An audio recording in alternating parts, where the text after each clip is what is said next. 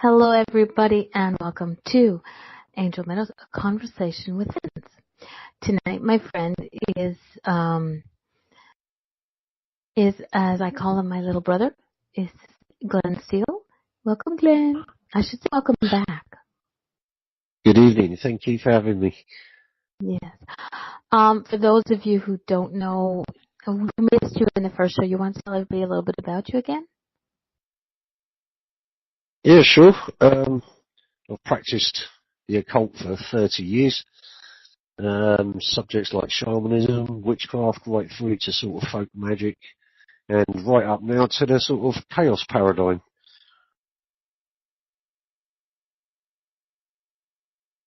Did I just lose your sound? Yeah, you're cutting out a bit my end. Okay, so we all are doing that a wee bit, so we'll just... I'm crackly. That's good. I'm crackly. All right. Okay, just make sure everything's working right. Okay, how's that? A little bit better? Yeah, that's better. Okay. Okay, so, yeah. Did you get a chance to, because all of a sudden you're so chopped off, so I guess it was a short, which is rare for you. All right. Tonight, one of the things, first off, let me say hi to everybody. Brian, I know you can't hear me, so that's why I typed it in. Hello, Brian. Hiya, Eric. Hello, Gemini Moon. Mr. Steele, who has no choice but to be here. Jason, hello. And Scott. Well, I saw him earlier, so hey again, Scott. All right. Tonight, we're going to be starting the conversation on sigils. And I've heard it many, many times, sigils, but I'm a very simple person. I want things explained to me simply. And some people, when they explain these things, they kind of go above my head. Now, a sigil is what, basically? Well, the word sigil is, it comes from Latin and it basically means seal, a seal.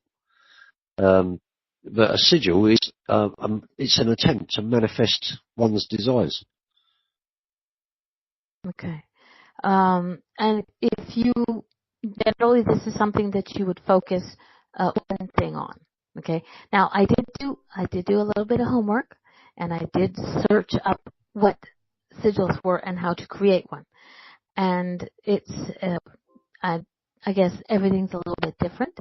But this one, it says, you have to write out your intention and in capital letters. Why would that be? It doesn't have to be capital letters. Okay. Different people have different approaches to doing this. The reason I would think someone's working in capital letters is because of what you're going to do with that statement of intent once it's written.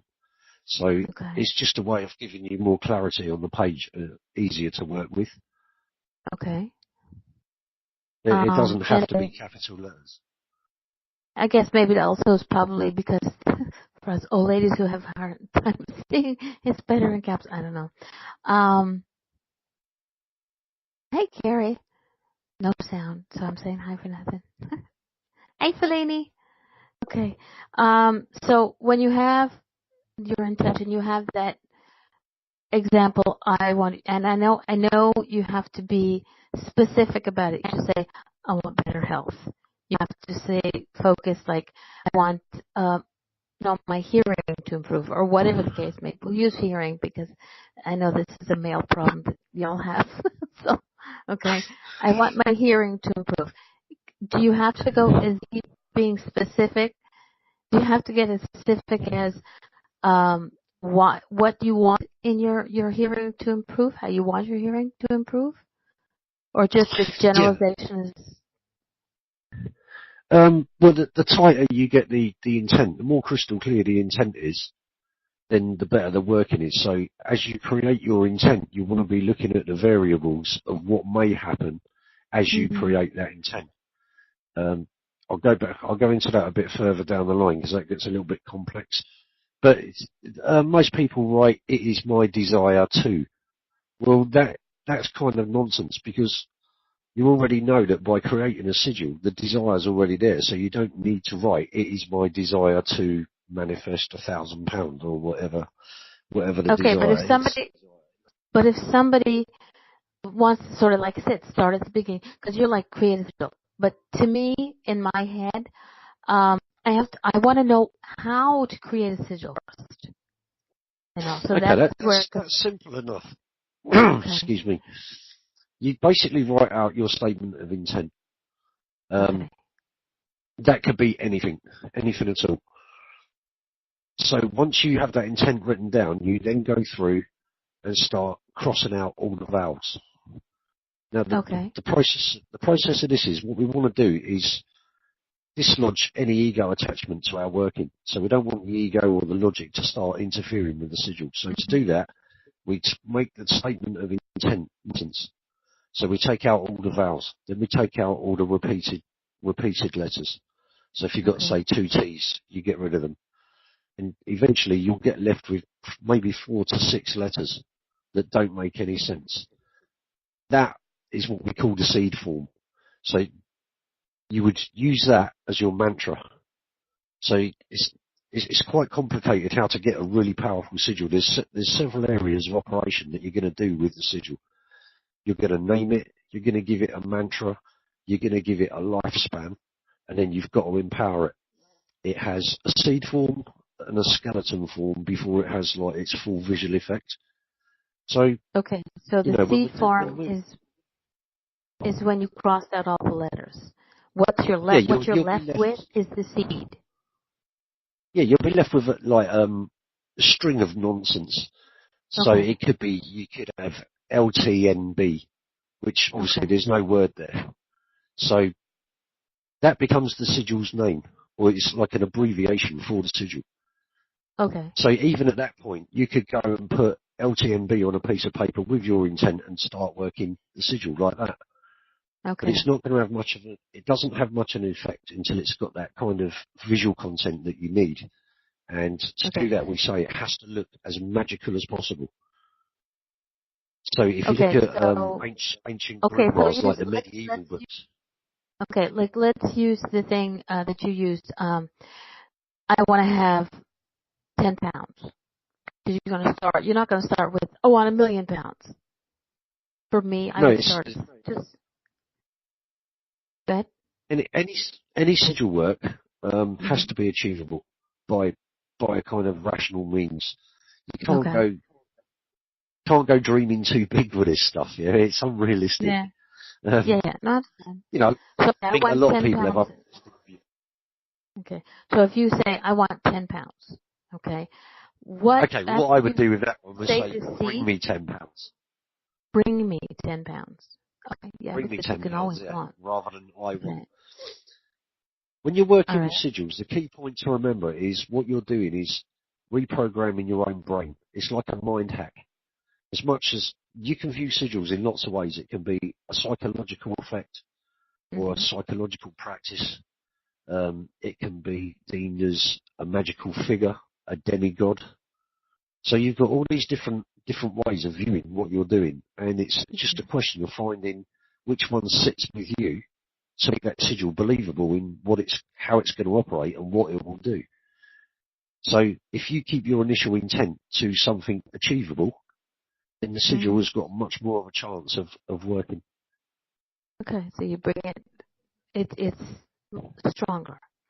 Okay, so I bring me 10 pounds. And I've broken out the vowels and the letters, and I've got my seed. Okay. Now I want to start drawing the sigil. That's it. The next bit is what we call the skeleton. You take those letters that you had left, and you start jumbling them together to try and form some kind of shape or picture. Now, you could invert them, reverse them. You can use one really good way is to start at that point is to induce a foreign language. So you could you could now write the 4 letters in Sumerian or Egyptian hieroglyphs. You could use runes. You could use Ogham. Okay. So all of those things break up what your rational mind is going to grasp as being this sigil that's got a purpose, and that's where that's where this starts to interfere. The idea is to keep the logic out of the way. So the more dismembered your intent is, the better the sigil is going to be. Okay. See, I'm writing something down. I see we have a question in the chat room, so hang on. Scott says, isn't that limiting you though? It's all energy, so no difference between 10 pounds and 10 million pounds. So if initially set boundaries re-achieving it, doesn't that limit the universal potential that will be done? No, I don't think so. I mean, to me, it's like, if you're going to do a magical work in it, it's got to be believable. I get where Scott's coming from. Possibility does exist. So, wrapped within your intent, there is this possibility of manifestation. But if you actually look at, the way the bigger stuff works, think how many people win the lottery every week and how many people are on the planet. It narrows it down into the parameters, whereby what is likely to be achievable and what is not. So, the idea of a sigil is to try and get you want a fast reaction from it. It's like a rapid deployment. So, you want to literally build it, fire it off, forget it. And once it's forgotten, it sinks into the unconscious mind and then it really starts doing its work. It's back in the void. And from there on in, it will take on a life force of its own. So this is why we put a birth and death date on it, because you don't want sigils running loose, feeding off your energy. So what we do, we put a work span on it and say after 3 months, if it hasn't worked, then you reabsorb the energy back to yourself. It's a bit like Reiki to some degree in that respect. Okay. Well, I did bring me $10 because I had 10 pounds. I should probably get more than $10, but okay. So it's BGMTDS. So I would rearrange those into something. Whether I use the letters, like you said, I could change I could change the language of them. It doesn't have to be the English alphabet.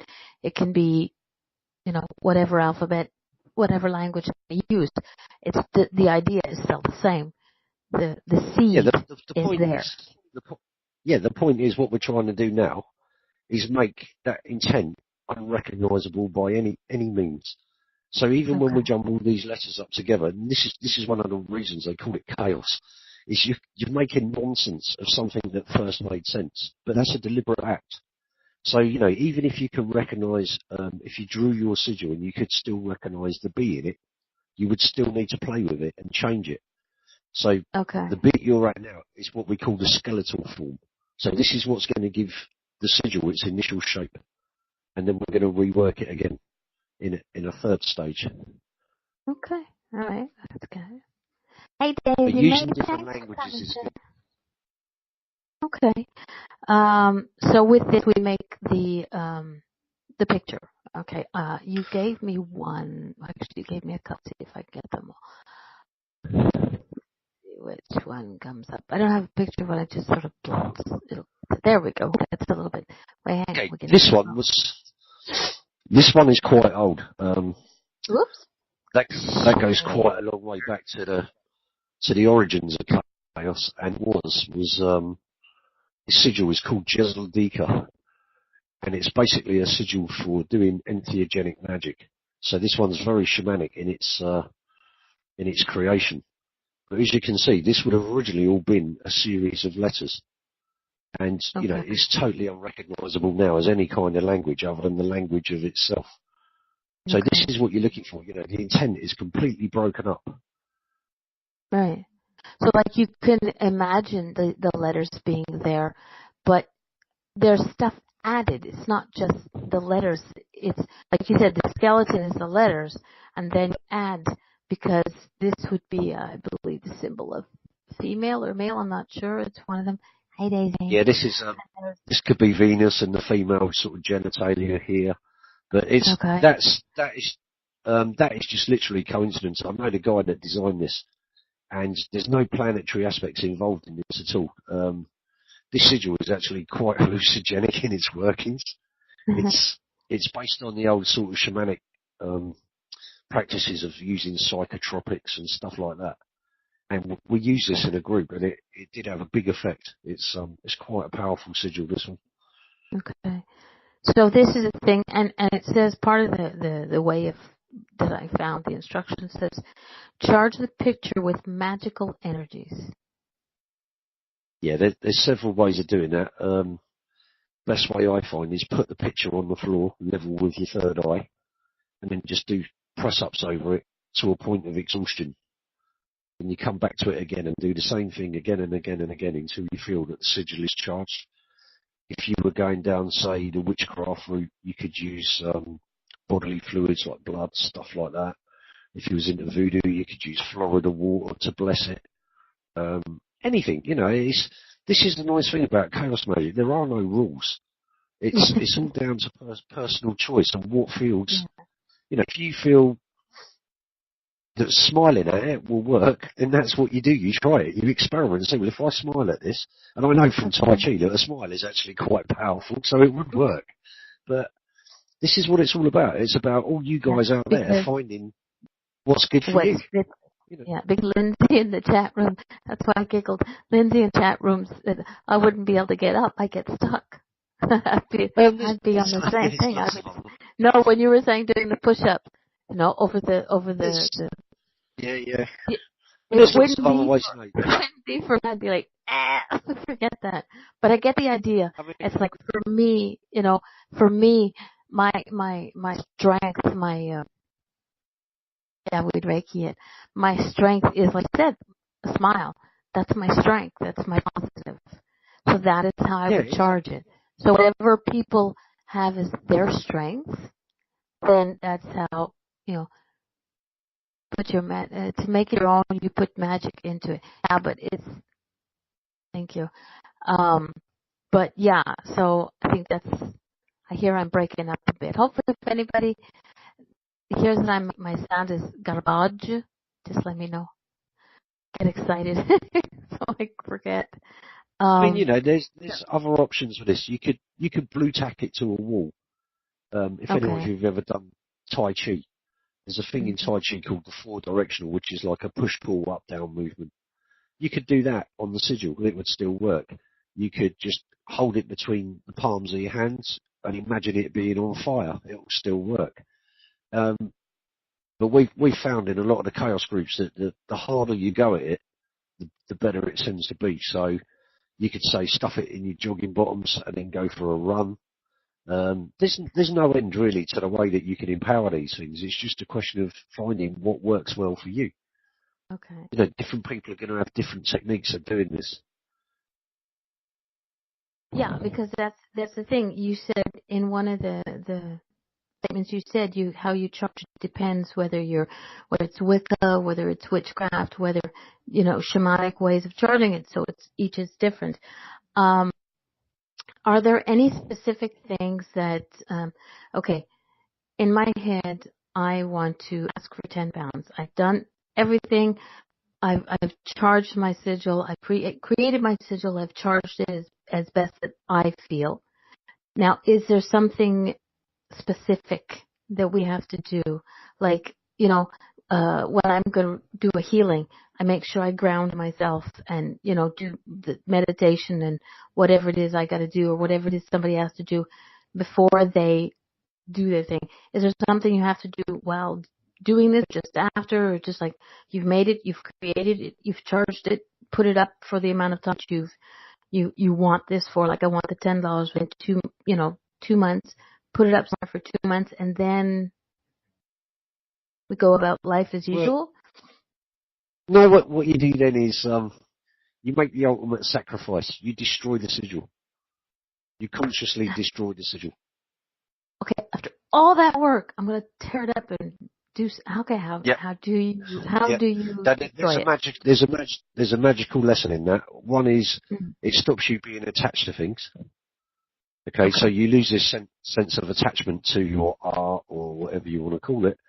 But by destroying it, what you're doing is now removing it completely from your conscious mind. So you're not going to get any hindrance from your ego or logic towards this sigil.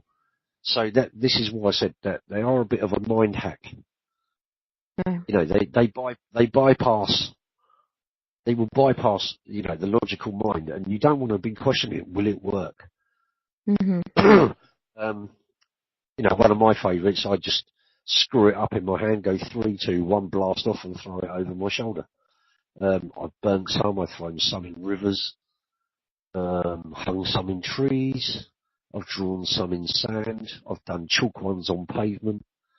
Some of the guys I know have done aerosols on the side of like buses and subways. I've seen them Okay, spray on so motorway bridges. There's no end to what you can do with this. This is a nice thing, you know. You have to remember, we're taking magic into a new level now. yeah. All these old, long, boring, drawn-out rituals, they've all gone. They're history. You don't need any of that anymore. You know, the human Oh, brain but has evolved now. I get that, but I love things to get back to the way it was, because there are certain things that, yeah, snap healings and snap this and snap, but I like the idea of taking the time to do it from the way it was originally chosen to do. Maybe not originally, okay? That brings it to the basics. It's like $5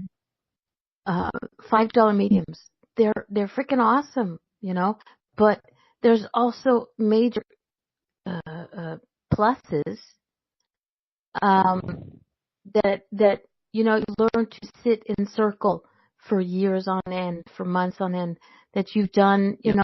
these are things. So learning the sigil, you can do it quick once you're used to it. There's no reason why you can't do it like that. If you want to ritualize the whole thing, you have that option as well. So Okay. this is what I'm saying. You know, I've launched sigils off of computer screens just by hitting the trash can. You know, stuff like that. We're in a whole new realm of thinking. And the Yeah. nice thing with chaos magic, I think it links everything, every belief system, right the way back from the present day to the Mm-hmm. earliest of shamans. So we haven't lost anything. We're actually gaining all the time of this stuff. And it's really not what people think. You know, it's when you get into it and you get into it seriously, Mm-hmm. it's you know, it's quite an enlightening subject because you're Okay. dealing with so many different things.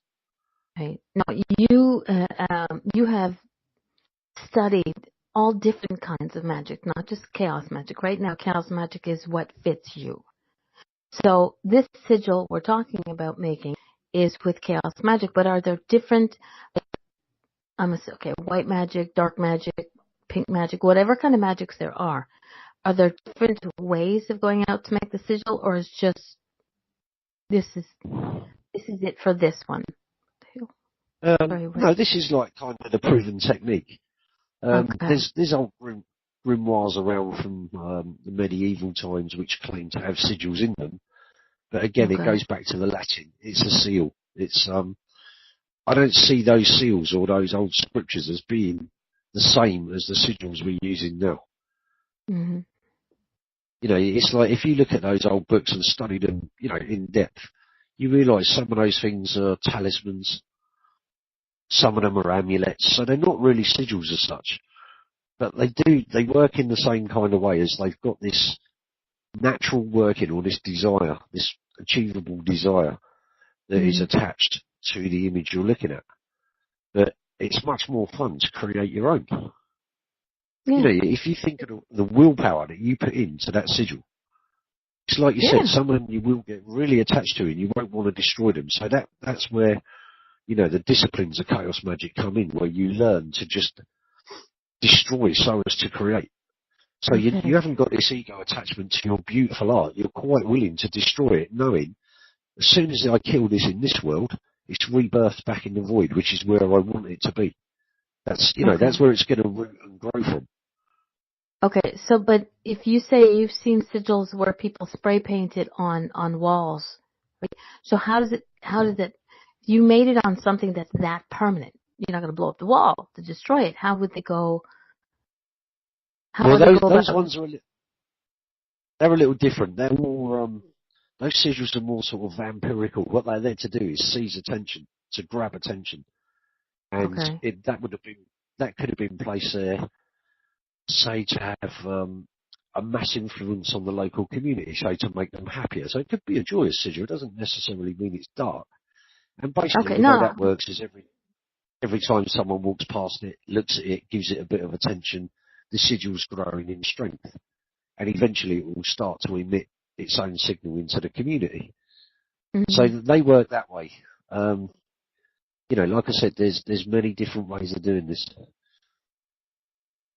Yeah, but it to me it's interesting.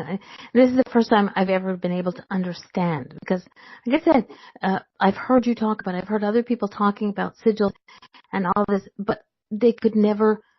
Nobody took the time to explain it to me. And like I said, I need to know the basics. I need to know how when you come up with an idea that what you want a sigil's help with, how do I go about creating it? So you've given me, everybody who can add their little twist and gift to it, like any form of healing. So this is cool because you've given me an idea of what the basic is.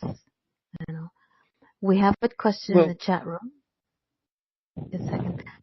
Can a sigil be used as an amulet, for example, protection or healing, without a time limit, but for that purpose?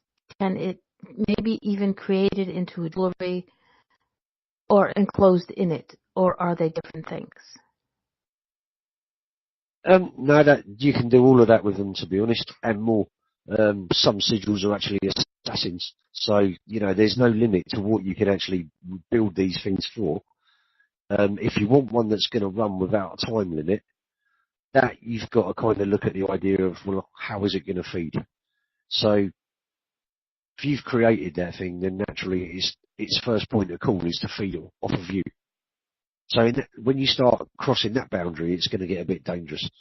So what you would do with that one, you could put maybe, you could draw the sigil onto the Sri Yantra or something that represents infinity so that it will feed from universal energy rather than personal energy.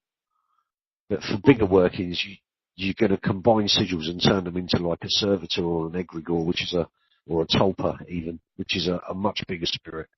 But generally sigils, they do work. I've never really measured success with mine because I got into that habit of, like I said, I create them, I destroy them, I let them go. So once they've gone, my desire may well be put in front of me and I would have forgotten by then that I made a sigil for that desire. So if you're running like that, you're getting it spot on. That's where you want to be with sigil magic, really. It's not looking for the result. It's just allowing it to happen or not happen. We don't, chaos magicians don't believe in this kind of duality of will it, won't it? We're just going to run with the flow of what the source is going to deliver. And the idea of creating a sigil is to nudge any situation into your favour, or a favour of maybe your community or like your healing or whatever. So, yeah, if you break them down as like amulets, stuff like that, you can carry them on you, but you just got to remember to have it empowered from an external source. One I did a while ago, I decided to call it Zanussi, as in Zanussi, the electrical appliance. I drew a little washing machine with big muscles on it and a big smiley face, empowered it like a sigil, and called it Zanussi. And it was, I don't know if you remember, Zanussi, the electric company, they had this catchphrase. It said, the appliance of science.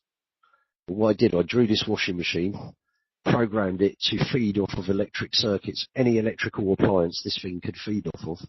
And I changed the catchphrase to Zanussi, the appliance of occult science, and then basically destroyed it. I went into a shop 2 days later and was actually given a load of Zanussi Hoovers for like £12. They were reduced from £100 and they had 4 left in there. I bought them all for 12 quid each. And they all had Zanussi written on them. So, we were talking like 48 quid, which is nothing for four Hoovers that were retailing at £100. I kept one and gave the other 3 away because the sigil worked. And that was just like a cartoon picture of a washing machine. Now, you could say, well, yeah, he's got a vivid imagination, it was just coincidence, whatever.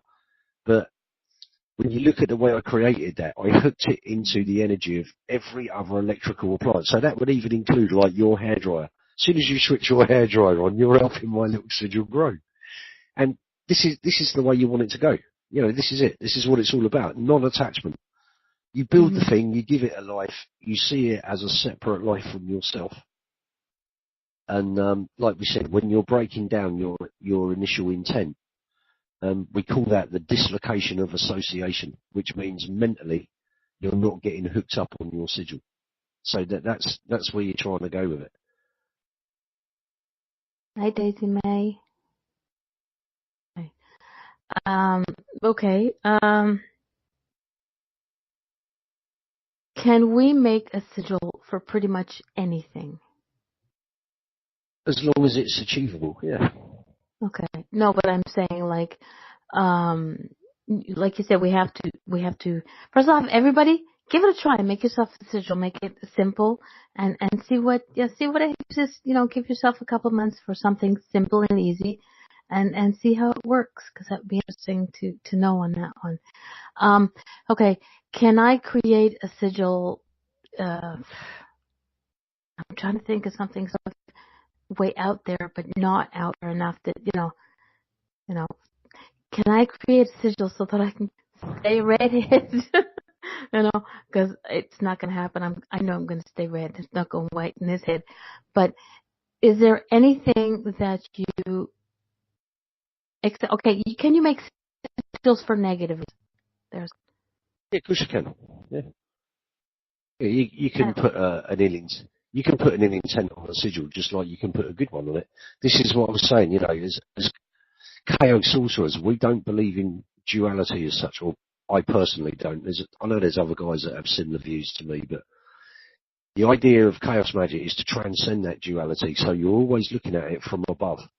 So in my world, there is no good, there is no evil, there is no right, there is no wrong. That all comes from like within you. You know when you're born what's right and wrong. You don't need somebody or some religion to tell you what's right or wrong. As a human being, if you don't know that, then you're already screwed up. So, okay. we don't view magic as being black or white. It's not like that. The colour of the magic, as I said before, is going to be down to the individual. Okay. So if somebody per se, Nyland, thank you. If somebody per se stole money from me, okay, and Yep. I know it's okay. Scott stole $5 from me. I know it was him. I can't prove it, but I know it was him. I can't give you, Can I make a sigil that, his facial hair falls out? And say, give it 2 months and focus on, that's what I mean by negative. Notice I didn't talk about all those locks of yours. Is that an option? Because it's not really, I'm not sure that. I know, I'm just trying to use it as an example. No, nobody can actually do it, It's like having a voodoo doll and poking it with pins, Can you do that type of, with sigils? I would think the damage is probably a lot worse than your facial hair falling out, really, to be honest. It's like... No, I know, but, it's no just like... sorcerer I know would sort of go to that extreme. They're going to either get their money back or get even, or they're going to induce some sort of karmic reaction or, like, cause and effect. But, yeah, it's no different to sort of petitioning one of the Loire in voodoo, really. It's the same thing. You still got that desire. You're still going to sigilize that desire, and you're going to use the same technique no matter how you build your sigil. The only difference is the end product. So you've got a pictographic sigil where you can hide the sigil into a picture, like tribal art. You find a lot of that. In the Quran, there's a lot of sigils hidden in the writings there. If you look at the illustrations in the Quran, there's a lot of calligraphy there, which is basically, it works similar to sigils. It's not exactly the same, but the scripts do have power. It's got that kind of background energy. And there's loads and loads and loads of other examples like that. But generally, your sigil can be a work of art. It could be a sculpture. You can build a sigil in many different ways. Make it out of wood. You know, you could Okay. make a wooden one and burn it. Barbecue. Sorry, had a moment. So if you make a sigil into something, okay, and you give it a timeline of 2 months, Yeah. when that 2 months is up, okay, somebody's made a beautiful neck piece and given it, worn it for the 2 months, the time has elapsed, okay, and it's fed off the energy of something that's not you, because it'll be sucking your energy for 2 months because you're still keeping it, okay. When the time limit is up, what and the intention goes back up into the universe, and the energy goes where it's supposed to go. But when that time limit is up, does what is there any can that sigil continue to draw from you even though you gave it a time limit? Took me a bit No, to get there. what I would do, once the sigil's reached the end of its life, you reabsorb it. So you burn its effigy and then reabsorb the energy from it. So, anything, But if somebody anything made it that's into a piece of if somebody made it into a piece of jewelry or carved it into a table, like under the table, so it's only visual to them, but then, for the next 3 months, I want my table to be constantly full of food. I know it's a little bit too exact, but after the 3 months that this thing your time limit is ended, and you cannot destroy the table because it's just not an option, it would just be like Reiki. You just reabsorb the power.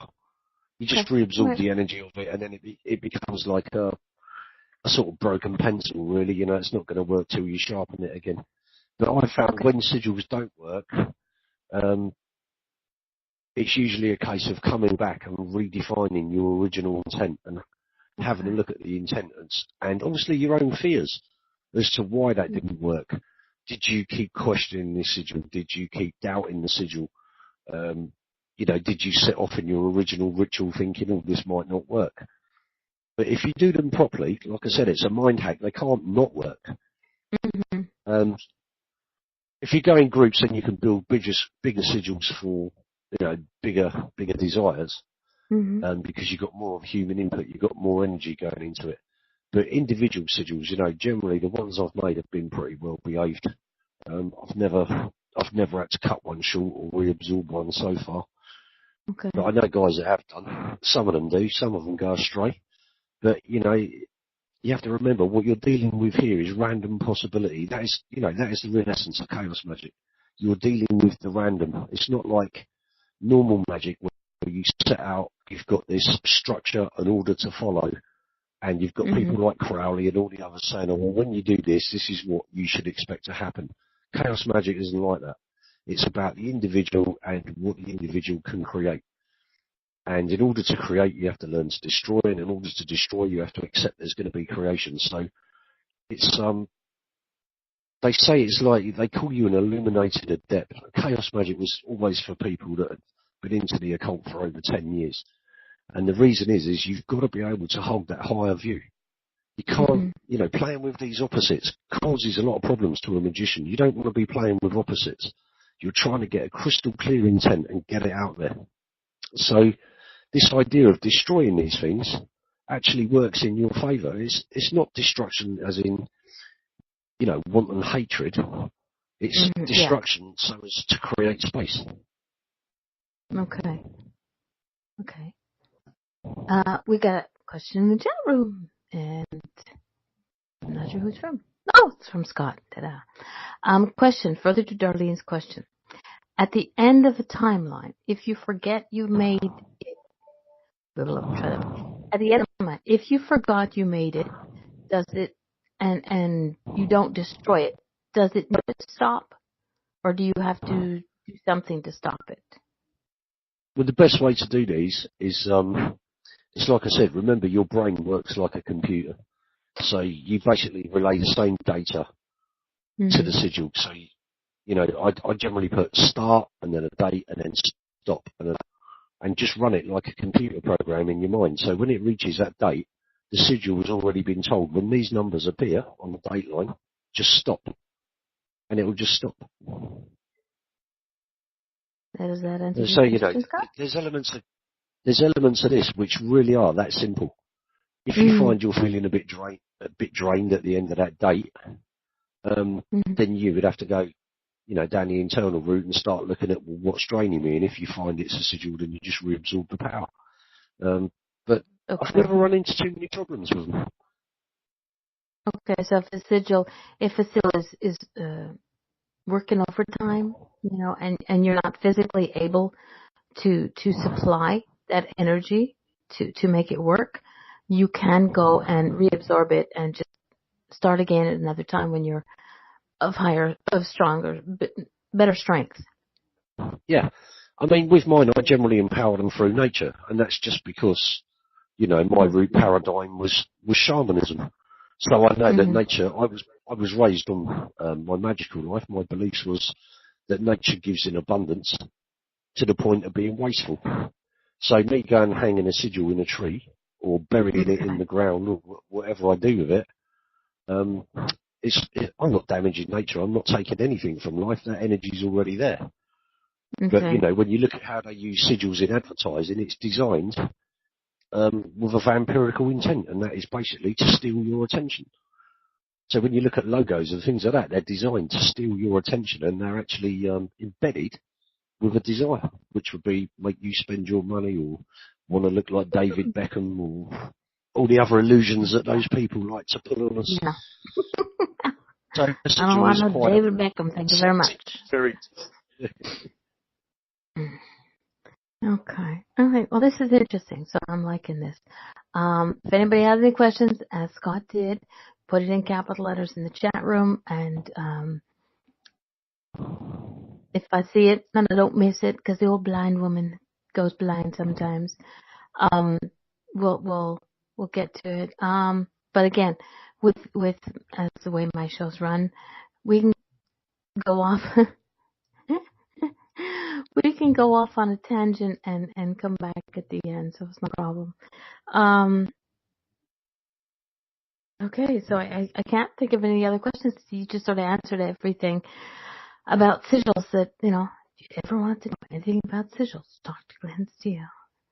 Listen to Mama D show. Get this. There's other variants. You can make, I don't know if any of you studied gematria. You can make numerical sigils. So instead of your statement of intent being words, it becomes numbers, and then you just jumble the numbers up, and again, you make this magical seal. You can make pictographic sigils, so you turn it into a work of art.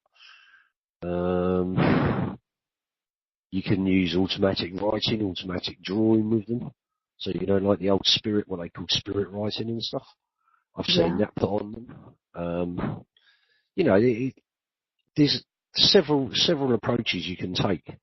But it really is a matter of playing around with this stuff and finding what works for you. Sort of stage the guys I play about with now, we actually have books. We've all kept journals of sigils that we've made. Now, where it got clever, we realised that sigils were a language within their own right.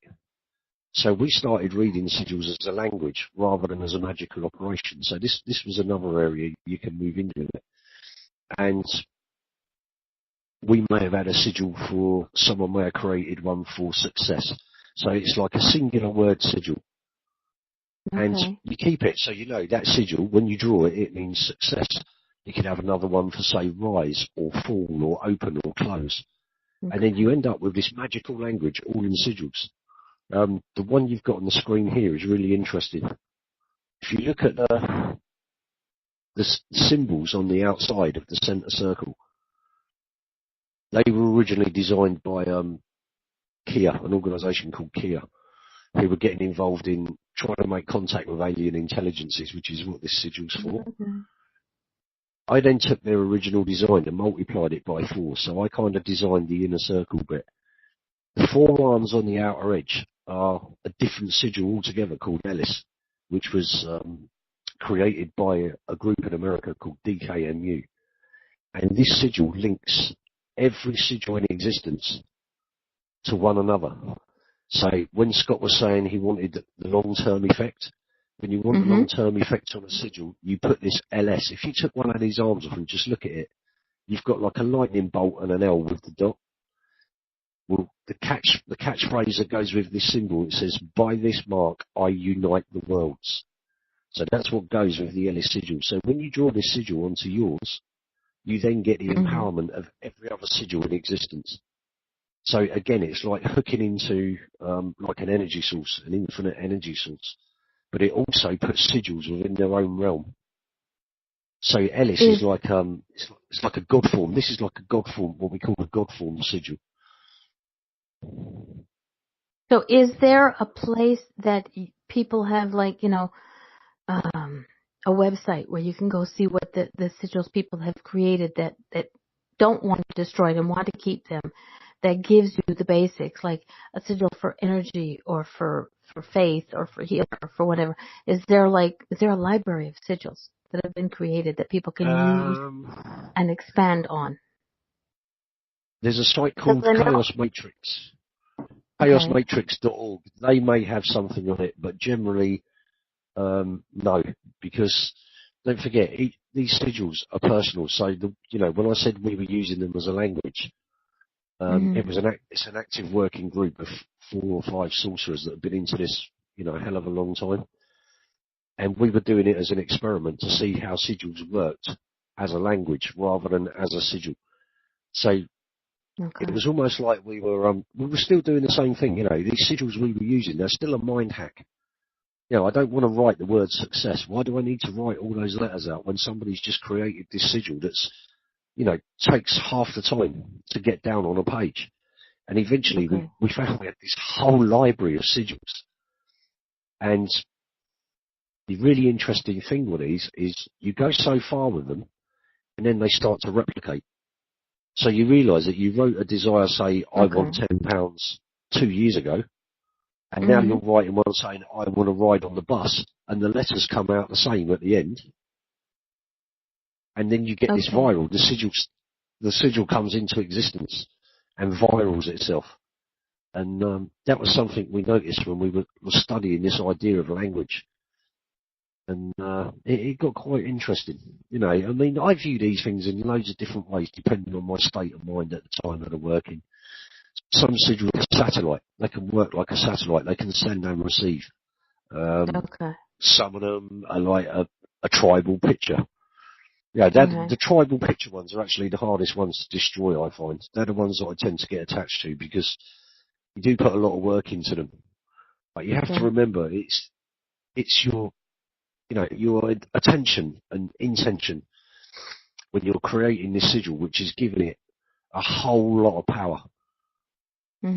So, you don't want to, if you start getting attached to this sigil, all you're going to do is trap the power in one place, which is not what you want to do. That's not what your sigil's for. So you literally just look at it and go, well, yeah, that was really nice. I can create this again. So you destroy it. So, it's this process of destroy, create. It conditions your brain to understand you don't need to fear loss because you can create all these things again. So it's actually a hidden way of alleviating fear, the fear of loss, and the fear of failure, obviously. So there's good psychology in chaos magic. It works in little hidden ways. It's when you're dealing with chaos magic, it's never what it seems. Never what it seems on the surface. I think I'm going to start creating sigils so I can destroy them so I can stop being afraid of loss. That won't happen. Scott in the chat room, we'll get to the picture they just put up in a second, but Scott in the chat room says, the language sounds like OGHAM. And I'm not sure if that's a word, because if I say it, it's going to be Ogham. Ogham is, Ogham. That's like the Gaelic equivalent of the runes. It was an old form of writing in staves. We call them staves. They're basically all made out of sticks. You've got the Viking runes and the Celtic Ogham. They still work the same way, and you can use Ogham to create a sigil. There's no reason why you couldn't create a sigil out of Ogham. I've made some out of runes before, using the runes as an alphabet. So, any language will do. And you may find that as you create a sigil, it may have a particular flavour that the sigil likes. Mm-hmm. It may want to look Arabic. It may want to look, say, Chinese or Tibetan. Okay. It may want to look like Ogham. It may want to look like runes. But as you're Okay. working these things, you realise they've got this way of creating their own form. It's almost like Mm-hmm. you're just the vessel for the sigil. You know, although your brain is involved with it, like I Yeah. said, because we do this, detachment process, you never really feel like the sigil is personally yours anyway. So Okay. once you get rid of that attachment, your sigil Mm-hmm. is going to do a hell of a lot more. If you try and limit the sigil with your own logic and ego, it's only going to travel so far before it fails. It has to be given freedom in the void to grow and expand. Okay. Do all different, not sure what to call, okay, here we go. The sigil that I put up was something I did. I Googled the word sigil and I said images. And it said it's from the Wicca something or another. Yeah, this would be what they call witches are quite funny. They've got this way of laying claim to sigils, and I Okay. totally disagree with it. If anybody ever owned sigils, it was the ancient shamans, and that was around a long, long time before witchcraft or any form of witchcraft. Because at the end of the day, witchcraft is a religion, and I think you would be more honest by saying, well, actually, a sigil is more like Chinese glyphs or Japanese characters or Okay. even like the hand signs, the Kuji-in and Kuji-kiri that they use in some martial arts. All of that stuff, has all predated witchcraft by thousands of years. So to Yeah. try and lay But claim on a sigil is it's a bit silly, really. okay. Again, to But me, in witchcraft, it's an ego attachment. okay. But in witchcraft, you couldn't say that this is to be used as a base for teaching. This is why they're keeping control of it. Because it's not like they're hiding it, because it's somebody put it out there on the internet, so it's not. No, I think But it's what they're doing. They're using the word sigil um, hmm in its dictionary definition. They're using it as a seal. Like I said, my okay, idea of a sigil, it's not a seal. It's a god force. You're creating a mini. They always teach you in chaos magic, when you create a sigil, you're creating a demigod. okay, So this is your baby. You're birthing it with your energy. So if it runs wild and starts feeding off of you and goes vampirical, the only person really responsible for that is you. And that would be down to poor sigil craft. okay, None of the guys I actually have worked with have had a lot of trouble with sigils. Like I said, there's been the one or two that have gone a bit haywire, but generally that comes down to the wiring in the brain and the way that you're creating it. If you create it okay. as it was meant to be and you hmm detach from it correctly, you won't run into any of that nonsense. So the detachment part is really, really important to Okay, so detach somebody, yourself from that desire.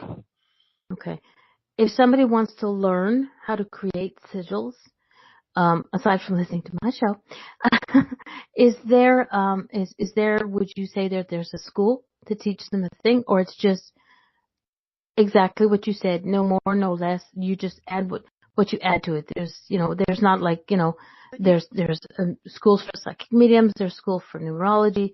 Is there a school or a course that people can take to learn how to create sigils, or is that just something that comes, No, you can go all over YouTube and find out how to create sigils these days. It's like some of the ones I've seen, some are good, some are not so good. But um, I'm now moving into sort of my domain with the art of chaos, where I will be running courses okay, on urban sorcery. So, we're going to be dealing with urban shamanism, sigil magic, what we call open hand magic. Don't forget you draw a sigil on the palm of your hand. And if you're a healer, I would draw a sigil on the palm of the hand and transfer it into the patient that way. You can scribe it with your fingers, imagining light, or you could do it with a Sharpie biro. This is the thing. They're very, the application of a sigil, you can put it literally to anything. You could draw it on an envelope and put it in the post. I've done that a few times. The only thing that's going to limit that sigil is you. Okay. From Scott, just like tarot and Ouija, both perfectly safe tools to help focus, but open doors and create things not so good if used to play with, or by people who have no underlying knowledge and experience. So he's saying that sigils. This is exactly what I meant. This is what I'm saying about the ego attachment.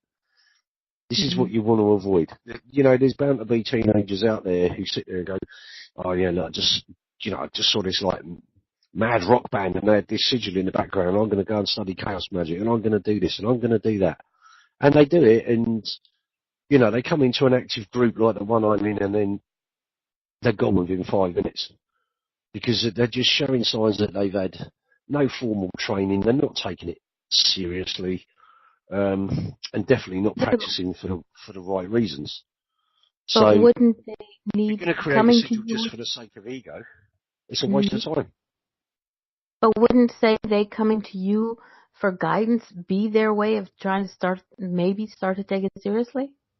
I mean, if somebody came up to you and was a little bit flaky and, had the different way of thinking what they want to create with chaos magic and sigils and the whole that it encompasses, if you teach them right, then it'll be focusing them on the right path, even if it is chaos. Okay. Yeah, chaos does let's not be mistaken. Chaos has some very good structure. There's a lot of well-known people behind it who have written plenty of books on this stuff.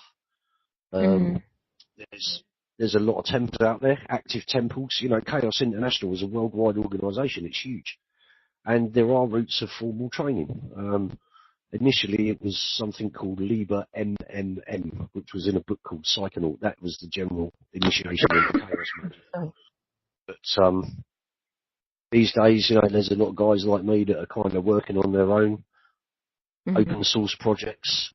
And we're doing it because, we believe that this should have formal training. There is there's not so much a right and wrong way of doing it.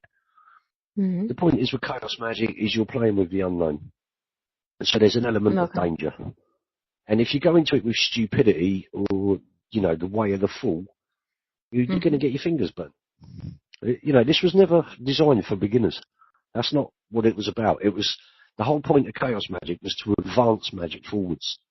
So a lot of the guys and ladies that were doing this originally, and don't forget this goes way back to the sort of late 70s, they were doing it with the intention of, within the next 50 years, this is going to be the face of magic. This is where the human brain has evolved to. We don't need to do things like that anymore. We're now capable of doing it like this. Okay. So chaos magic encompasses the modern world. And it basically teaches you to use all what's around you. But it doesn't deny shamanism or witchcraft or Buddhism or Islam or, like Hebrew traditions. We don't poo-poo anything. All of that stuff is useful. It's like random belief is useful.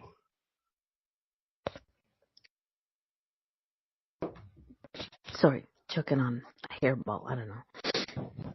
So really, chaos magic is eclectic magic, really, is a better description.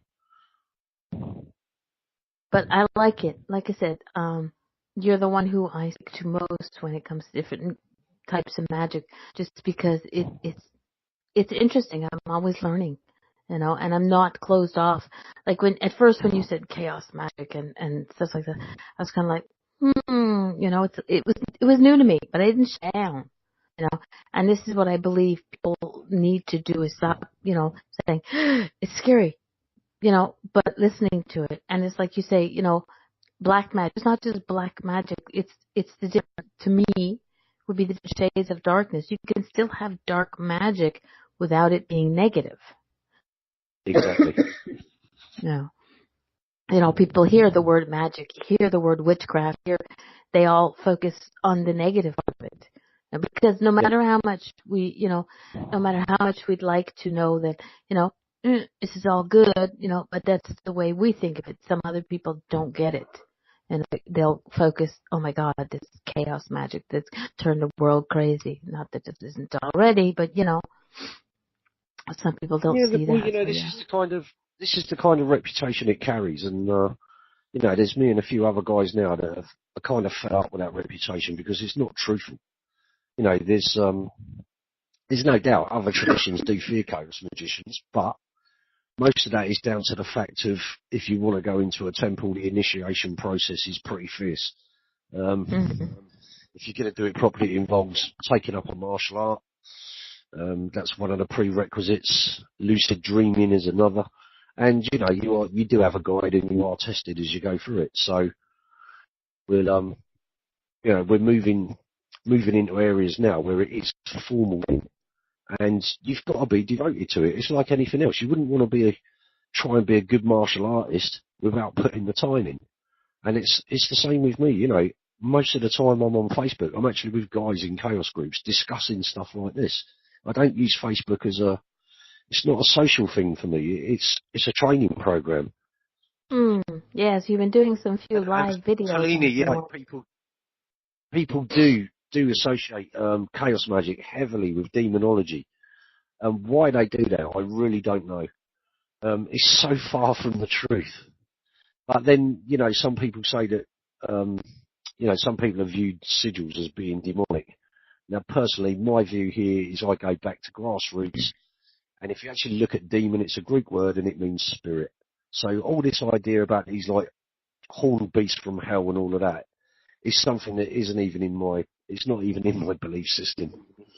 No, I don't go down that route. Okay, Scott, I was the same as Darlene. Oops. When Glen started first here, I had to force myself to come in. I have said to him, as little as 2 years ago, I would probably not be ready for it. So although it's scary and affront to my order personality, yeah, I'm learning and here for reasons still be revealed.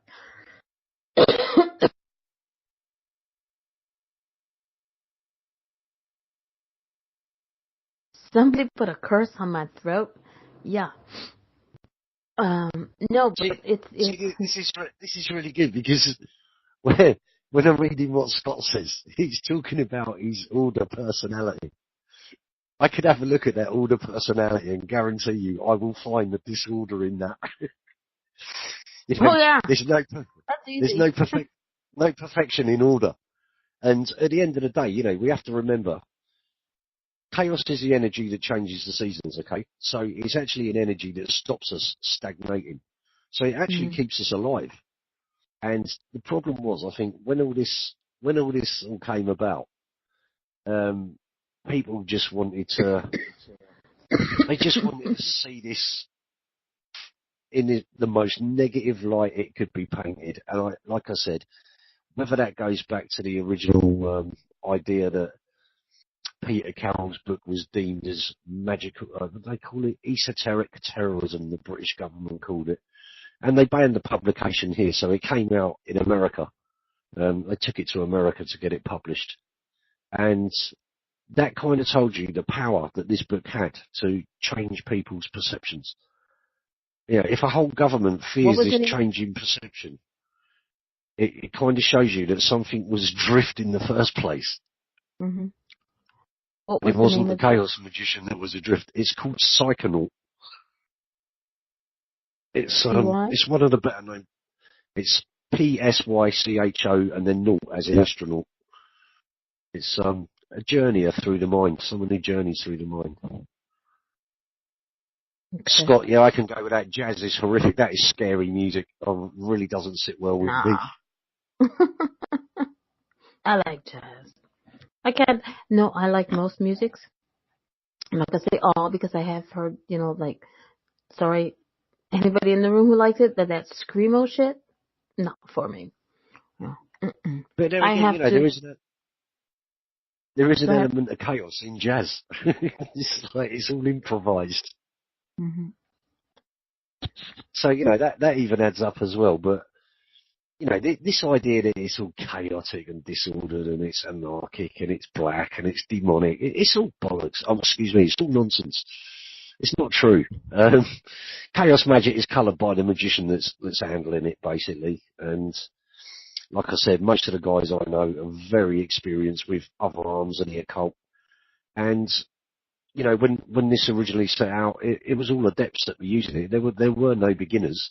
It was guys that were discovering this as they went along. So it was all trial and error. And obviously through other arms of the occult, they'd already worked out what was likely to be dangerous. So I think you know, I've got total respect for all the guys that founded Chaos Magic, because they really went up against the grain at the time.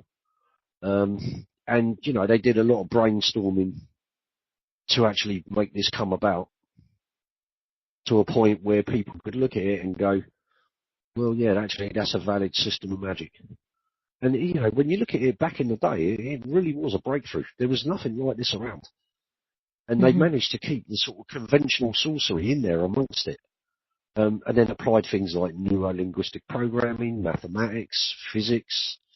It opened up a whole new world. Okay. Scott in the chat room says the free-form dribble that sounds like several cats squalling and making no sense. Ew. I need to start in the middle and end. I need start, middle, and end to my music. Oh, and films without endings. Chaos to me. So that's crazy.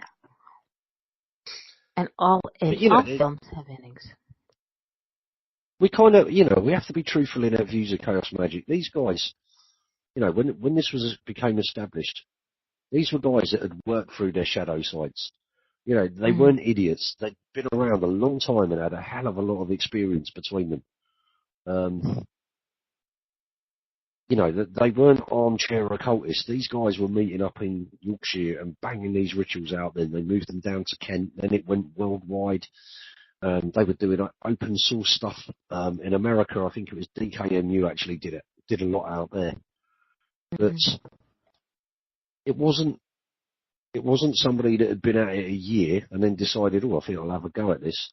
You know, there must have been like nearly sort of 200 years worth of wisdom between these people, if not more. And, you know, their combined knowledge was immense. But Peter Carroll did say that he should never have called it, you know, it should never have been called chaos magic. It should have been called eclectic magic.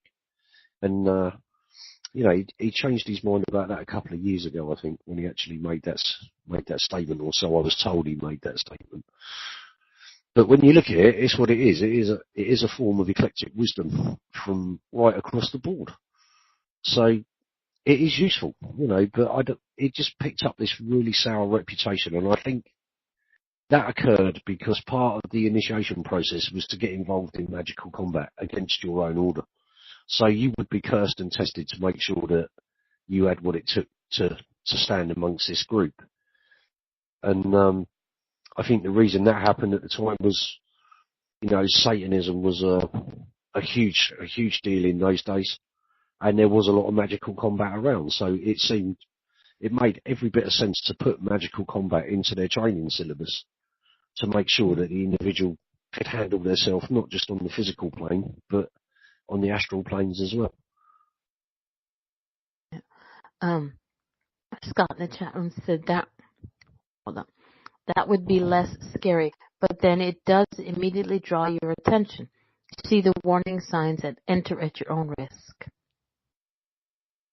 Yeah, and that's it. You know, the bottom line is, any adept will say, you are responsible for yourself and your creations.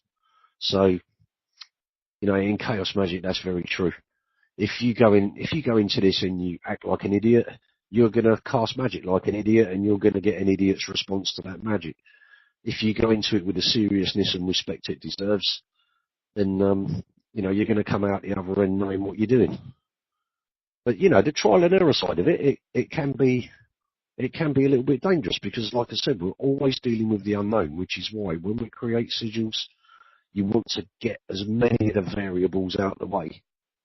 And this is what this detachment does. It gets rid of anything that is likely to go wrong.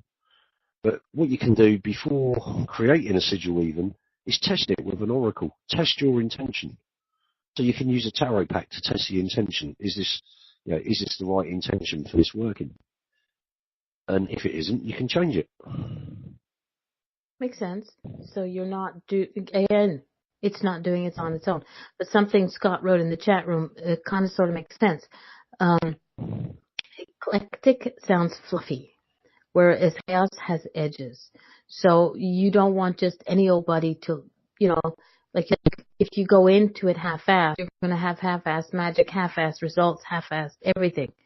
So people hear chaos, it sort of makes them think, I got to be serious about this. I can't, BS around. Yeah. Eclectic would be, so maybe that's, you said, Peter said it should have been changed, but then it, would make it less, The only reason they ever called it chaos magic was it was actually based on the scientific chaos theory, which was, playing with random possibility. So that's how it got its name. But, it was never meant to sort of signify disorder as such. I mean, spiritual disorder maybe on an individual level. But you have to remember, this is the magic of Generation X. This is the magic of the punk rock era. So it was going to have sharp edges. It had to have sharp edges because of the actual intention of the magic itself and its future. We knew way back in that time that we were going to be living in the world like it is now, where you're getting this this removal of civil liberties, where we're heading towards these police state nations, where we've got all these politicians who are clearly showing us now that they don't know what they're doing, that they can't be trusted, and in doing that, they're putting the rest of us all into danger. And way back then, in the sort of 70s and 80s, we already had this view, we had this insight that this was what was going to occur. So, the magic, it had sharp edges for a reason, because chaos magic is a tool. It is a tool, and it is a weapon. There's no doubt about it. I wouldn't dress this up to be something it isn't. It is a weapon. It's a magical weapon and a magical tool, and you just have to remember that when you're going into this. I wouldn't walk in a house and give a kid a loaded gun, just like I wouldn't give a teenager chaos magic. And there's reasons for that. There's good reason for that. But again, it's all about your personal responsibility. So it was never really for the beginner. It was magic for the adepts originally. Now we're beginning to work out ways where we can bring beginners into it, people that have never been involved with it, and it's manageable now. They're still going to be tried and tested because just the nature of what it is. It's designed to really make you look at the wiring under the board. And that's really what sets it apart from all these other sort of pathways of magic in my mind. And it makes sense. What chaos magic says makes sense. A lot of it has been scientifically proven. Whether that be down the arms of psychology or whether quantum physics, it's all proven. We now know that these energy signatures and energy waves, when we send them out, they have an effect. So, we're dealing with science as much as magic here. And a lot of us believe that science is going to become the new magic. Look at the way the human race is evolving now. The way we're building these, like false limbs and talk of like microchipping populations and stuff. Both my dogs are microchipped. It's crazy. But this is the future. We can't deny where we're headed. So what they did, they basically took science and threw it into magic and said, well, hang on, we can start proving why magic works through quantum physics and areas of modern psychology. So that's what kind of give it its potency, I think. It doesn't just sit in one place. Its entire wisdom is from across the board. And when you're trying to teach that to others, it's great because if you got, you could hold a workshop and say 30% of that workshop are kind of logical thinkers, and the other 70% are intuitive. Well, the intuitive ones are going to be more likely to believe that this is a magical act. Well, your other 30% aren't going to be too convinced by that. So you can take this scientific approach to explain to the 30%, well, this is why this works. So you're giving them both sides of the coin at once. And, your audience soon starts to grow. All of my students that I've had with me, they're all gone now and doing other things. One of them's just about to go live in Mexico. Two of them got married and are doing their own little thing now. Witch's Coven elsewhere. So if somebody, now you said a little earlier that you were going to be doing workshops. Now workshops with you have to be in-house. It's not a Skype thing. No, what I do, I'm looking to go down that route as well on a YouTube channel. I mean, since I was on last, quite a bit moved forwards. I've taken on a writing commission and some artwork, which I'm doing for a company out in the States. As you know, Laura joined me at the Art of Chaos, so I've now got Laura working with me there, which kind of made me up my game quite a lot. So, the Art of Chaos is the thing that's growing now, and I've got all of these things under that one umbrella. So even that in itself was chaotic because it covers my workshops, it covers my music, it covers my writings, my artwork, and it's all under that one umbrella. Well, if you try and market something like that, which, it's going across the board again, you can't do it. So the obvious thing to do was create a sigil, build a brand, launch the brand, and work like that. And it's starting to slowly build interest. It's been a long, hard road to get to where I am with all this. But I think now we live in a society where people are actually ready to hear about this stuff and use it. This is going to move humanity forward if it's done the right way. Okay. Now, you said the Art of Chaos. I'm looking. Does the Art of Chaos, now I'm asking, I know you don't like Facebook too much, but do you have a Facebook page for the Art of Chaos? I do. Yes. You do. I'm finding it. Give me a second. I'm slow, but I get there. Here we go. So if people want to get in touch with you on Facebook, they can go to this link, the Art of Chaos, and just start there. Give them a starting place, because that's got links to our official webpage as well. Even this was kind of crazy. As Laura joined me, she wanted me to actually publish some of her written work, which was why she came along. And it was really strange that she asked me at a time when I was about to remove all mine off of that site and put it onto, I've got another site, Agent X, which is the one I use just purely for literary work. And as I pulled all my stuff off, Laura wanted her stuff put on there. Well, just by coincidence, at the same time, I've been working on some photos for her. So kind of struck me still and said, look, if you let me put your photos on the Art of Chaos website, I can also host your writings there. And then that kind of built, and then I said to her, look, just have your own page on there.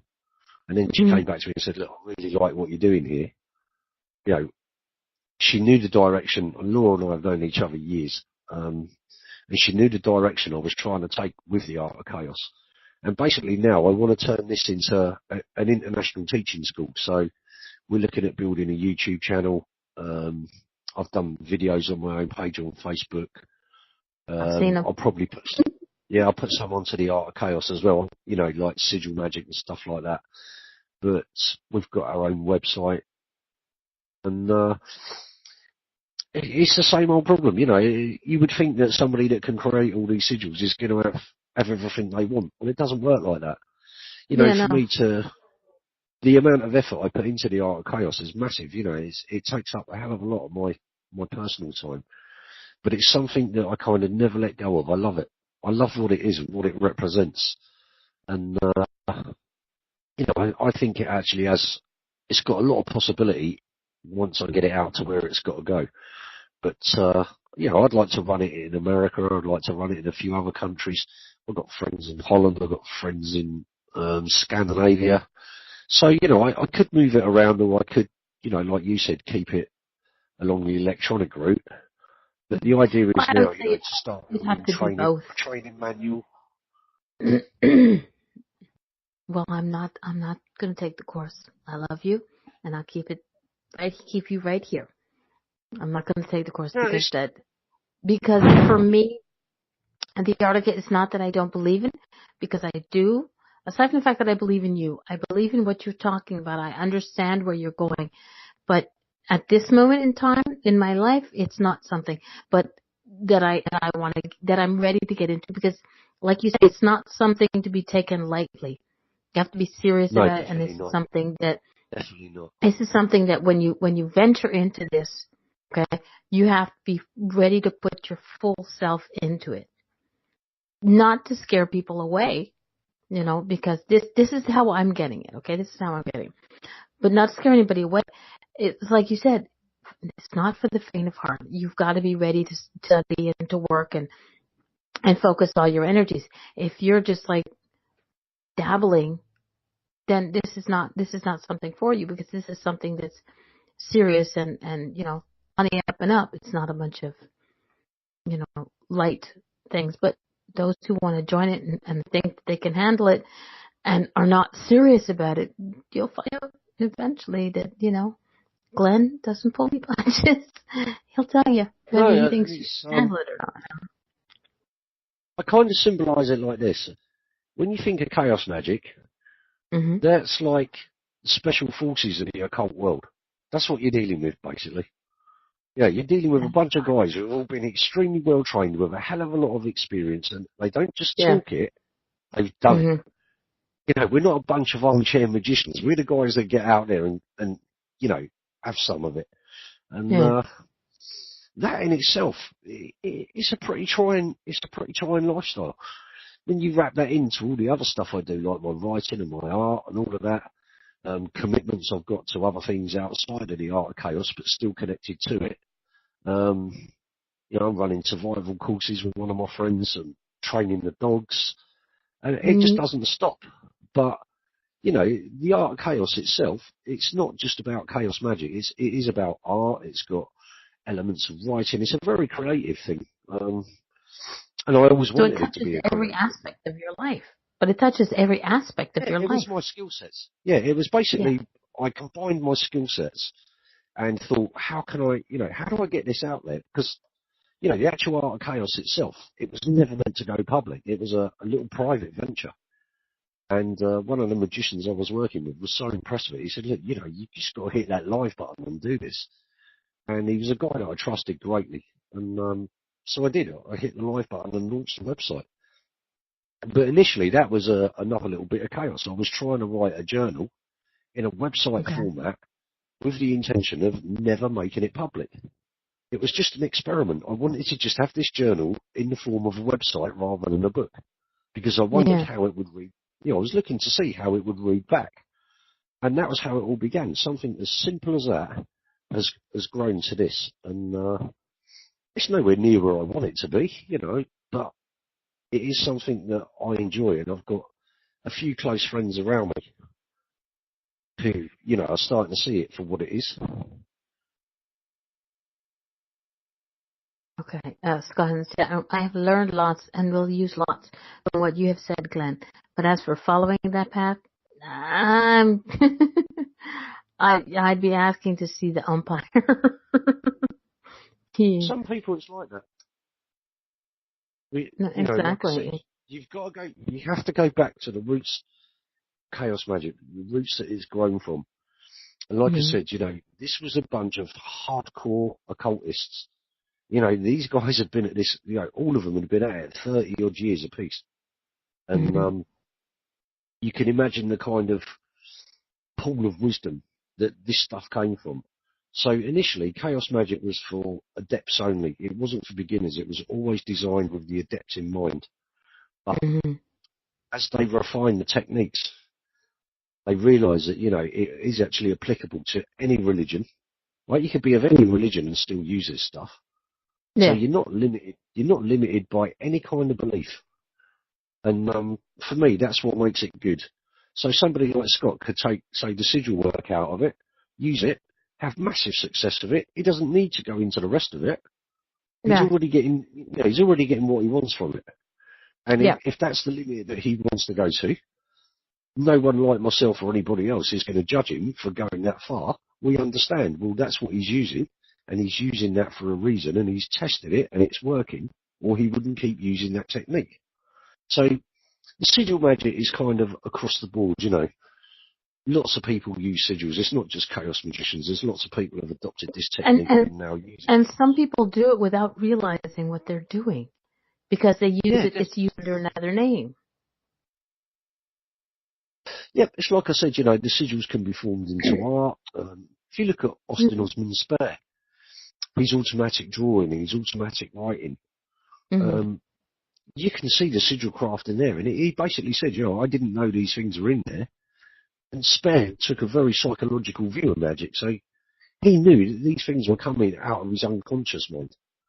But he also believed that we were all connected through the unconscious mind. So these sigils were not just unique to him.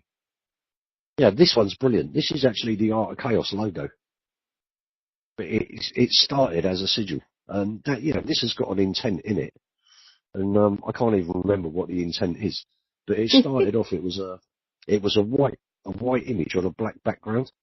And all the effects on it now is what I've put in myself. But we use this. This is the actual Art of Chaos logo. At the top, it's got the Shaman's Ring bridging the two worlds, the Spear of Destiny up the middle, the three crosses of the Temple of Psychic Youth, who I never had anything to do with, weirdly enough.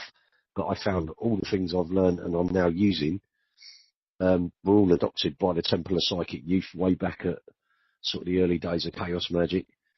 At the bottom, you've got a source point from where the spear grows upwards and outwards. So this kind of represents, you know, reaching from the earth towards the heavens, straight and direct, which is why the spear's in there. But it's pretty loaded. It is pretty loaded. It's nice. And the thing is, I think people, when they see this one particularly, is like you're explaining all the oh gosh, I can't even think of the word.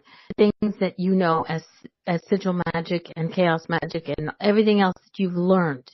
Whereas I look at this and I see, hold on, you can see a little bit of dot move, okay? See at the bottom here where you have, and I don't know if you did this on purpose, but for me, I see that it's a flame, you know. But if you go, and this is pure white. As you get to the top, there's still, it reaches the same color. The color works. And I don't know if you did that on purpose or not.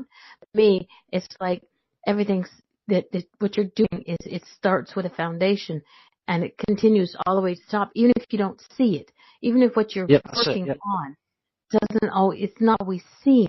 But once you get to the top, it's there. See, this is the nice thing. This is a fine example of chaos magic in art.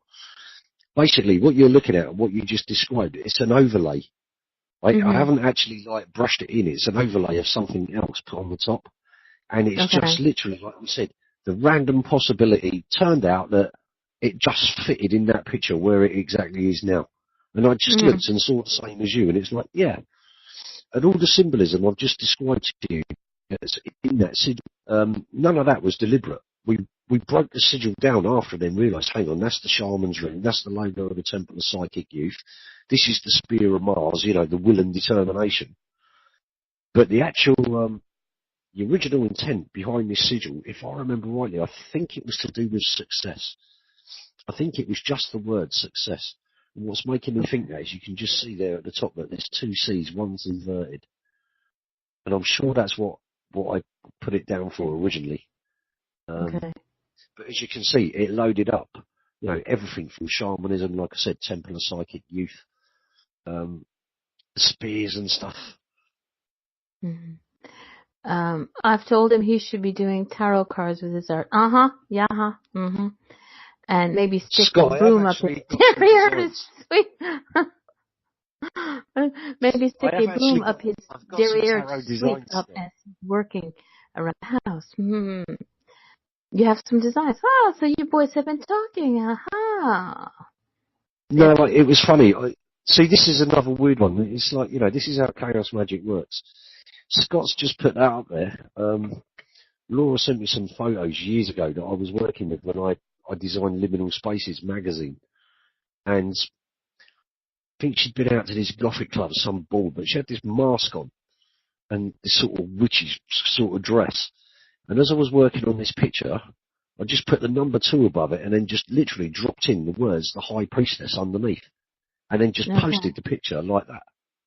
And then it kind of dawned on me, it's like, hang on a minute, you could actually do a tarot pack like this. The problem is with it, I think you have to sell something like 150 packs to break even for the print one. It's really, really expensive to have them produced. I went down the route of posters. I want to do all this stuff and make posters. I want to see this stuff on people's living room walls and stuff like that, I might even go really cheesy and do some bumper stickers and stuff like that. Yeah, like get stickers for women that you put in the windscreen. It's an arrow and it says my other husband is a wizard, stuff like that. But I'm going into like t-shirts. We've got an outlet for t-shirts and merchandise now. So the Art of Chaos. Well, okay, hang on a second. Let's get good. Mama's talking. I happen to agree with Scott. And I have listened to other people as they create decks, and it doesn't come all at once. Your artwork will become, because I'm going to poke and prod, a tarot deck, even if it takes one card at a time. You already said you have one, which is the first one. Okay? Yep. And I'm not going to let it go. I've got more than one. I've got more than one. I've got the magician. The one that you just told me about. Yeah, but the one you just told me about just proves to me that it's something you can do. When 20 years or it has to be made. I will figure out a way to get it published. You know me, I'm not afraid to ask for shit. And you got the Hermit. Oh yeah, the Hermit will be a picture of Scott. The really nice thing is with these is they don't actually take masses of time to produce. Obviously, I've got quite a lot of experience with Chaos Magic now. I've been into it about 10, 12 years myself now. And I've kind of learned you just let go of this desire for perfection. You get a picture, you drop another one in, you drop some stuff on it, you just play around with this stuff, and before you know it, it's there. It's literally, you're talking minutes. In reality, I get a whole deck design. It probably, if I did a card a day, you'd be looking at a couple of months. On a good day, I would do 2 or 3 cards a day. So, it is an idea that I've toyed with. Stop toying with it. Get it done. Get it done. I want to see those cards. Well, this is a nice idea, but again, being a chaoist is I look at it and think, I don't want traditional meanings on my tarot pack. That defeats the whole point of being a chaos sorcerer. So then fix it. Do it. You know what you want. It's in that little brain of yours. Don't make me cast my hand over the side of the back of your head. Yeah, you can print through Vistaprint. Try one deck first to test the quality you'd like, and then distribute. That's actually a good idea, Carrie. Thank you. I've never actually thought of that. I've gone down trying to put with Amazon and all that nonsense, but at the moment I've got another site on DeviantArt. I've got a site on DeviantArt that's under the Art of Chaos as well, which has got all my artwork on there. So if anyone wants to have a look at that, it's out there. But as I go into teaching, the thing is now is I actually want to teach people how to make these images and all the other stuff that goes on. So it's not just we're not just dealing with the esoteric side of things here. It is about being a creative person and delving into your creative self. Carrie, I love DeviantArt. There's some really fantastic artists on there. It amazes me how some of those guys have never ever got into print or been spotted. It's like an amazing site, absolutely amazing. But this is where I'm at with the Art of Chaos now. It's like this year was all about the expansion and the publicity, to get it out there and basically start making a difference. Because what's the point in learning all this stuff if you can't share it? That's the way I look at it. This stuff was made to share, and if we're going to change the world, it's got to be one brain at a time, because that's the only real way of doing it. You know, you're not going to get mass changes without sort of violent revolutions. So the only other option is go one brain at a time. And I think chaos magic is really, it's going to be the leading edge of a lot of changes to come, to be honest.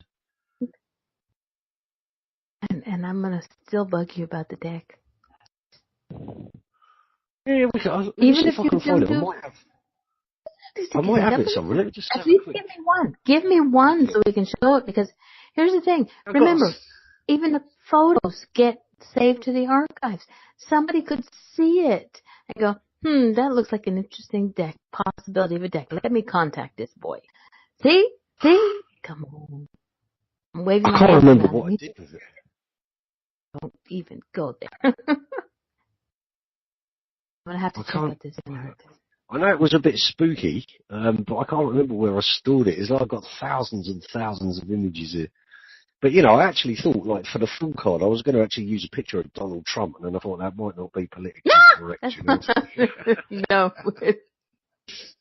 It's like, yeah, have Adolf Hitler as the devil and just make the whole thing postmodern. No. I want your artwork. Mama, this is not actually one of my tarot cards, but this is something I was playing around with. You turned off the light again. Mm. Where is it? So I'm still looking for it. Oh, okay. I'm trying to send it to you through the room. We have 20 minutes left.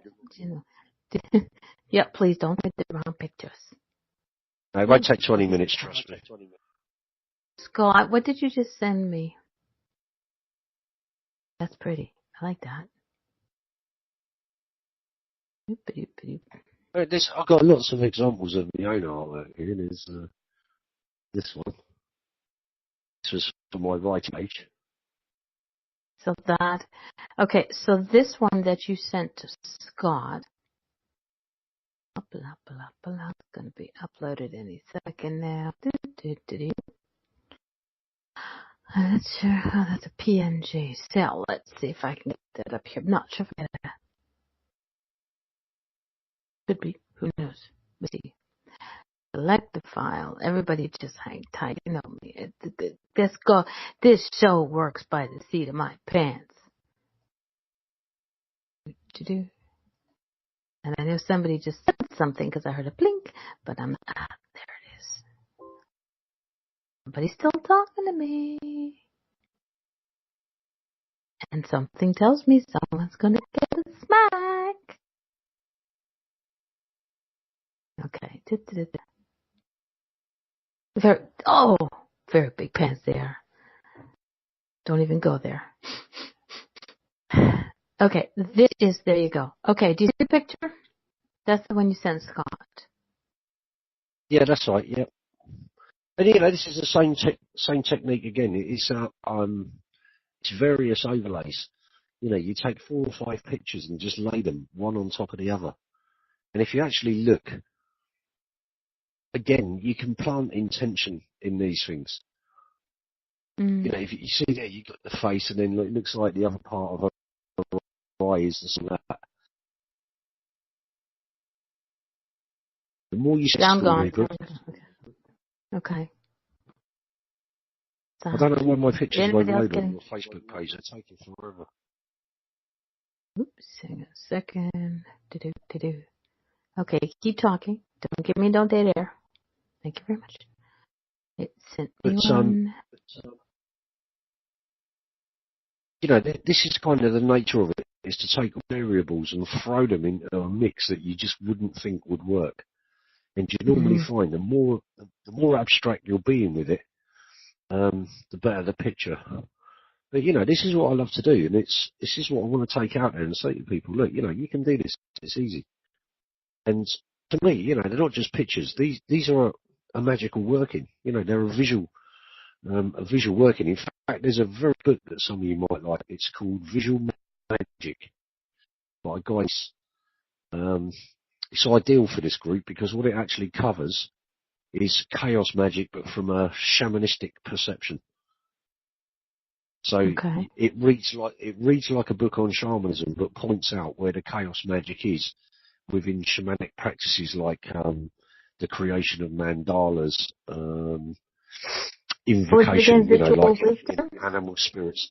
It's called Visual Magic by a guy called Jan Fries.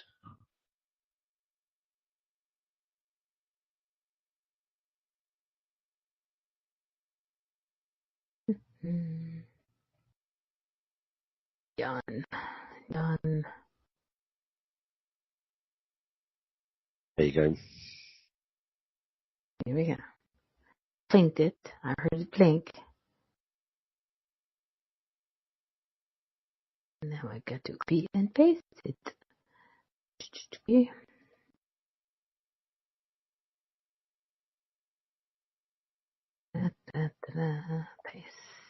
So Oh, there you go, Mum. If you look on your Facebook page, you should find there's a black and white image on there.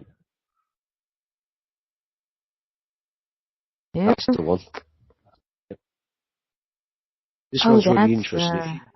If you could just pop that one up, I'll give you the story to this, because this is fantastic. This was another one of those little things that was never meant to be.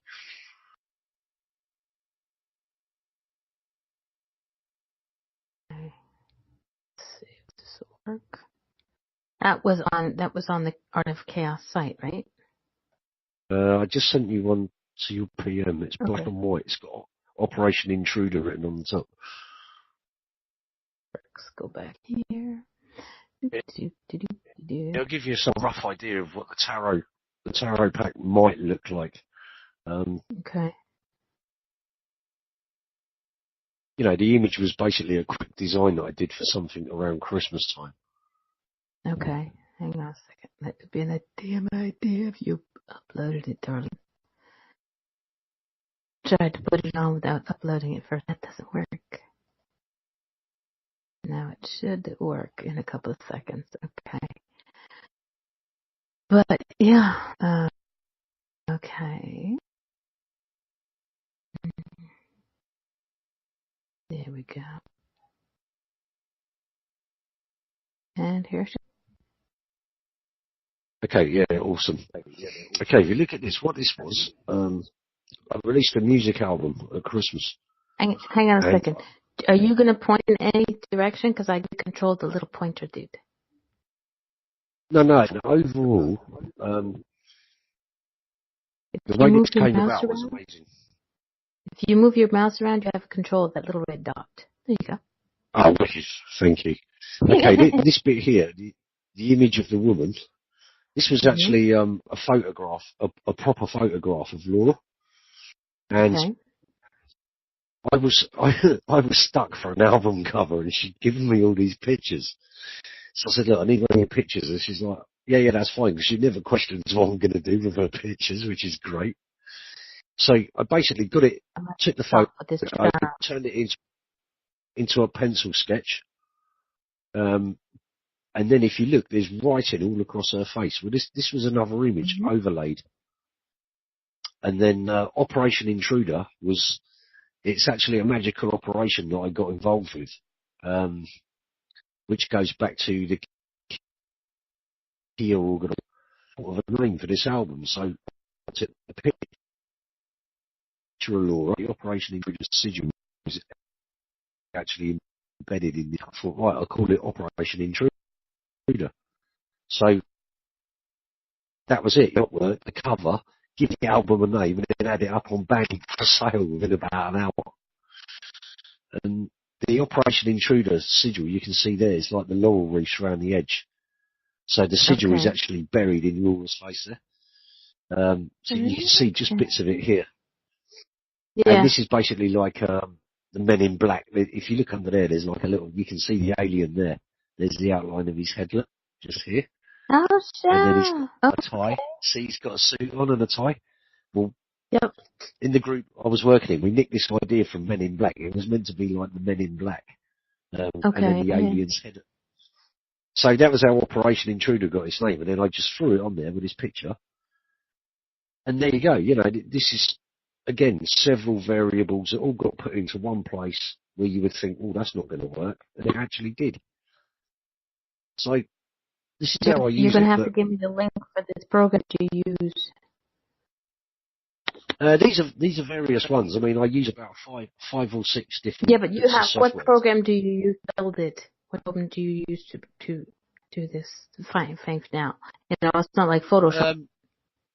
No, this one I did on Page Plus X9, which I love it. It's not too difficult to use. Page it's got Plus? a built-in photo editor. It's called Page Plus X9. It's released by Serif. It's a fantastic bit of software. It's only about £20, I think. But Okay. I found it really, really useful. I've designed book covers with it, all sorts. And it's basically the next step down from the new one they've done, Affinity, which you get on Apple systems. But, again, the Chaos Magic, it comes into all this computer technology and stuff like that. So, it's not just all about magic. It involves a lot of other stuff. And, they're basically propelling forward a human being. It is evolution. This is the way we're going. So we kind of encompassed all these ideas and said, well, yeah, that kind of still fits into the magical paradigm. It kind of sort of have noise. I'm gonna take back my pointer. If you don't continue, you will, if you don't grow, will die. And what you're allowing it to do is to grow. I'm looking for that other picture you just sent me. I never wanted to limit it. You have to bear in mind, when I actually started this idea, I'd only just really got into Chaos Magic seriously. I looked at Chaos Magic in the early 90s. I practiced a couple of things of it, and it didn't go too well for me in those days for some reason. And then it was something I turned back to after I'd spent a lot of time in shamanism. And for me, I see a very close crossover between Chaos Magic and shamanism. I don't see a lot of difference between them in the approaches. It's almost like Chaos Magic explains why shamanism works. The use of gnosis and altered states and stuff like that. And, the art, this is no different to what got put on cave walls, really. It's the same gene that's propelling me to do it. So, I don't kind of dissect it all up to the point where, I'm over analytical with it. It is what it is, and that's that. And it's usually a jumble of ideas that just seems to, once you find that randomness, that random point within that jumble of ideas, it gives you this clarity, this intent again, yeah. Sorry, Scott's just put a question here about sorcerers. Yeah. Read it because I'm stuck in uploading in this. Scott, basically, the way that works is royal families have always had their magicians around them. They're kind of spiritual bodyguards, as it were, I suppose. Taking out high-profile figures, I was always taught that it's a bit of a no-go area, and the reason being is they are sort of highly respected. So you're actually trying to get through a hell of a lot of positive energy in order to be able to do damage to them. But these days, whether these people are being attacked or not, I couldn't really say, to be honest. I don't know. It's not something I've ever really tried. Our route at the moment seems to be it's much better to an abduction sigil on them and have them abducted by aliens seems to be the in route at the moment. We actually, well, it's quite funny. One of my mates, that's a whole other show. Now, we were actually joking about this, and we put a sigil on. I can't remember what it was. I think we attacked ISIS with it, and we turned the news on the next day, and one of their guys had actually taken a direct hit with a cruise missile around about the same time we'd actually launched our sigil. So, I think the Golden Dawn actually tried to take the credit for that one. So you can't say it wasn't. We all know who really did it. Yeah. Exactly. The thing is, Glen that did it. Yeah. But no, I mean, you can't say it wasn't what you did, but you can't say it was either. So, but there's that damn good possibility that everything fell into the right place at the right time.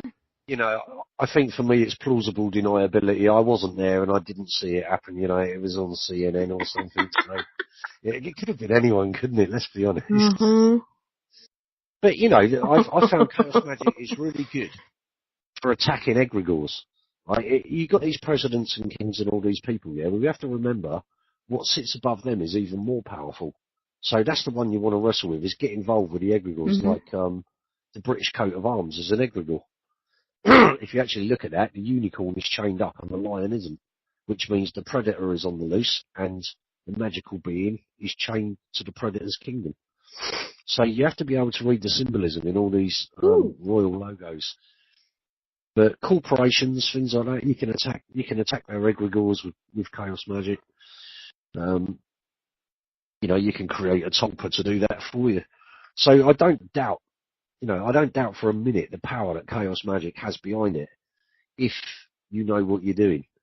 But these days it seems to have mellowed out a lot. You know, it's not like it was back in the day where it was heavily involved in combat and stuff like that. These days it's become a bit more of an academical pursuit, really. But like I said, you've still got guys like me in amongst it all that have been trained in shamanism, and you know, I'm teaching a guy now who's a magician. He's followed the Hermetic tradition best part of his life, and you know, him and I, he come to me the other day saying, well, you know, you're kind of like the tribal elder here. You've had that wisdom, you've had that experience in life. What's it like?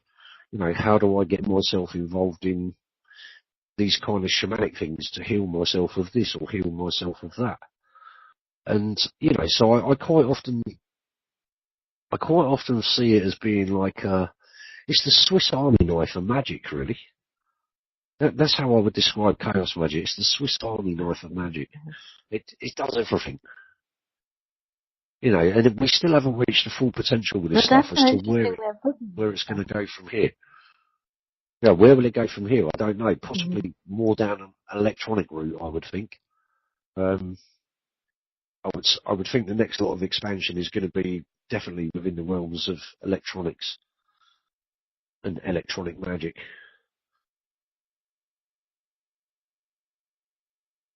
Electronics, how?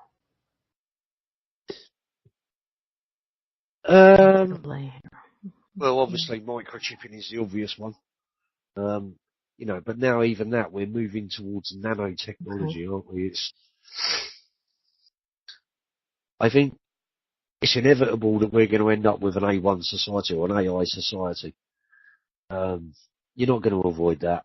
That's already happening.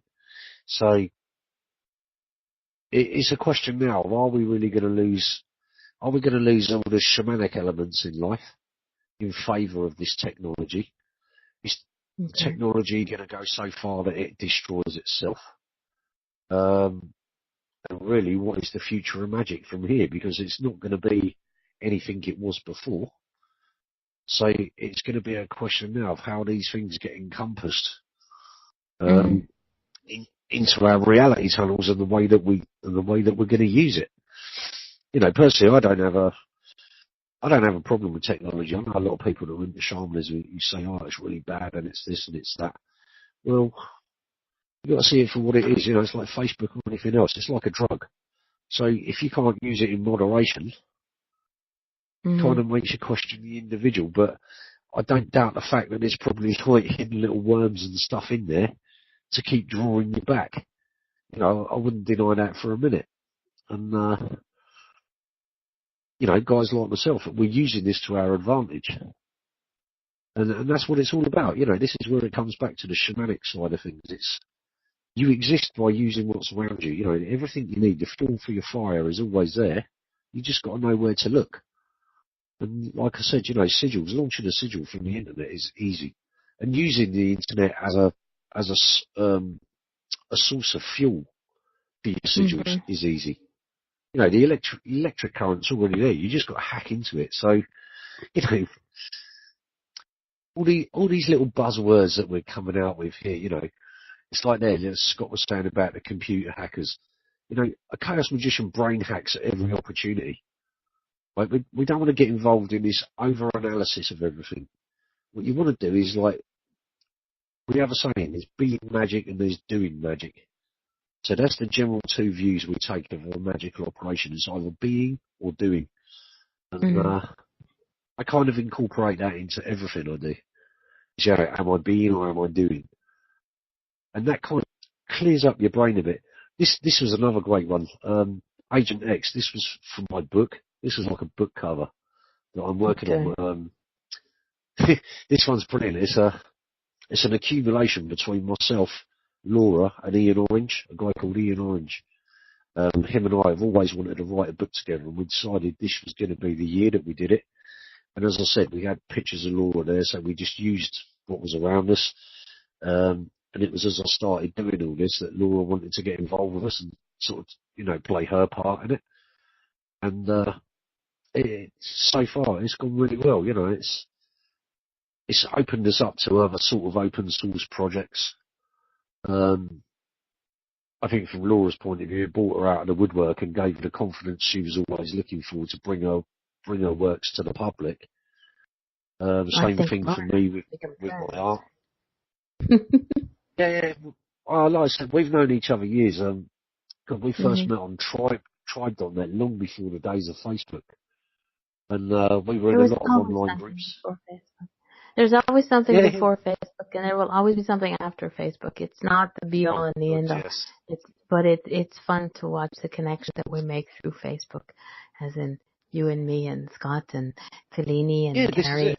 It's a nice place to connect, And then you just run from there. It's given us global reach. For me, it's a tactical weapon. Yeah. It gives me global reach. It's like, if I want to reach out to Australia, it's not hard now. No, not anymore. I've made sure I know at least one witch in every country. So, hey, that's sneaky. Well, no, not really. It's clever. But you can see basically how this art pans out. And if I did a tarot pack, it would take this kind of theme. I think this would be the kind of image I would go for tarot, definitely. But I would use photos. I say go for media. I might use a mixed media effect on there. I don't know. But, this is the idea. If you look at the simplicity, what you're actually getting from that simplicity is the complexity. See, that's your box cover. This is, I was going to use this as a book cover.